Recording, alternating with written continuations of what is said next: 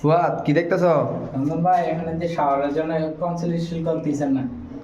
ও তুমি বলতেছো যে এখানে শাওয়ারের জন্য উপরের কনসিল স্টিল কক ব্যবহার করছি না কেন নাকি? হুম। তো এখানে ব্যবহার করছি না কেন, তো চোরে নিয়ে যায়, তো এই কারণে আমরা এখানে কনসিল স্টিল ককটা আপাতত অফ রাখলাম।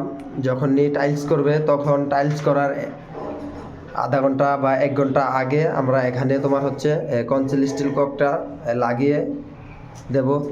তো সেম তোমার কিন্তু ওই উপরও আমরা মেন চাবির জন্য কনসিল স্টিল ককটা বাকি রাখলাম।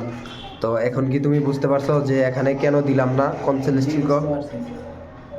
ও তো এখানে কি কি লাইন করলা তুমি? তো এই লাইনটা কিসের, ম্যাচিং এর?